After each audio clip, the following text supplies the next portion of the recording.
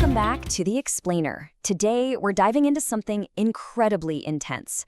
We're setting the stage for an emotional roller coaster, literally going from the absolute crushing depths of grief all the way to a place of really profound, enduring hope. It's a look at human suffering and divine mercy, and honestly, it hits just as hard today as it did back then. Hello everyone, this is Tien Inside. Let's begin by reading today's scripture passage from the book of Lamentations, chapters 3 to 5. The weight of judgment. Okay, let's jump right in. We're exploring the utter depths of Jeremiah's anguish here. And remember, he's speaking not just for himself, but as one totally united with Judah. You can almost physically feel the crushing weight of God's judgment in his words. Jeremiah talks about walking in total darkness without a single ray of light. He feels like God actually built a massive physical wall around him, completely trapping him and binding him in heavy chains. And no matter how desperately he cries out for help, he just feels unheard, like he's been tossed into a deep pit and covered with heavy stones. To make it even worse, he's dealing with intense isolation and becoming the target of total mockery from his own people all day long. Actually, these trials are so bitter, so filled with gall, that they really rival the kind of intense, unexplainable suffering we see with Job.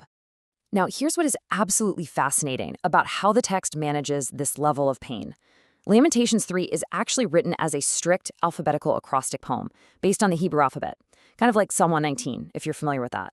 Think about that for a second. The author uses this incredibly meticulous, rigid structure to contain and express grief that is otherwise, well, completely chaotic and overwhelming. It's a highly deliberate way to process unimaginable trauma. Horrors of the siege.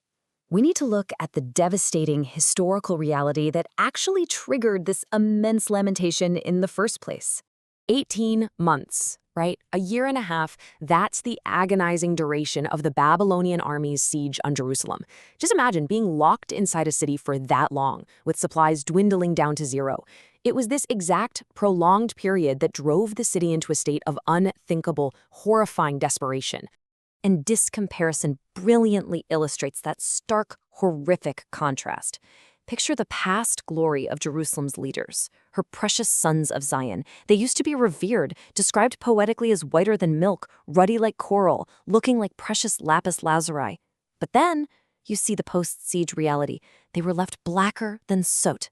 Their skin was literally shriveled on their bones, making them completely unrecognizable even to the people who knew them best. The sheer desperation of ancient sieges led to some horrific realities, which the text reports very objectively. Infants' tongues were stuck to the roofs of their mouths from thirst. Children begged for bread, but there was absolutely nothing to give them. The suffering dragged on so long that getting killed swiftly by the sword was honestly considered a much better fate than the slow, agonizing death of starvation.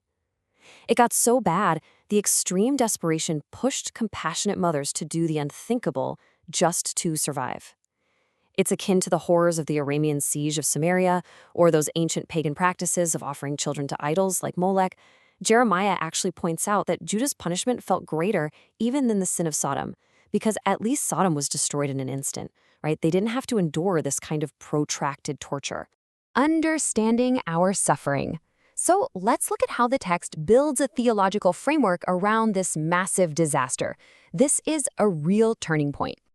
In the middle of all this profound devastation, the most natural question we're all wondering, and that the text actually asks itself, is where does all this suffering actually come from? The key takeaway here is that suffering isn't always just a direct result of personal sin.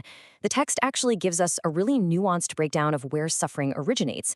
It can come from original sin, inherited from humanity's ancestors, Adam and Eve, or it could be national and societal sin, where individuals suffer because of the collective actions or judgments placed on their whole nation. Then sometimes it's just mysterious providence, completely unexplainable suffering, exactly like what Job went through. And finally, of course, there is personal sin, which is just the natural consequences of our own free will and the choices we make.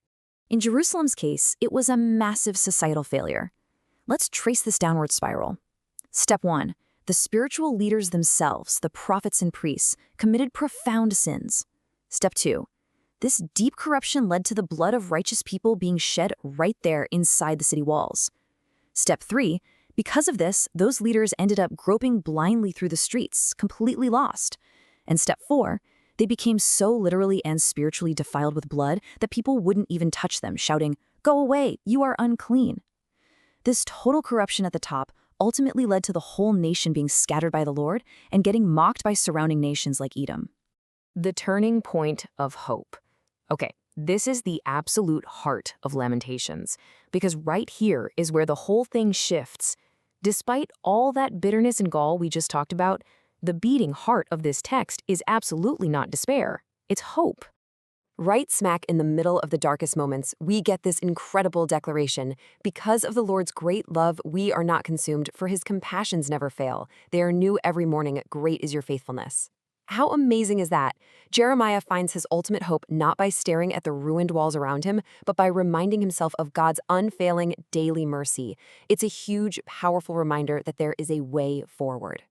So this really brings us to the theological core of today's explainer.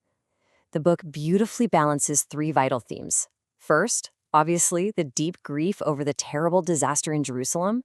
Second, a really honest confession of sin, recognizing that God's judgment was, in fact, righteous.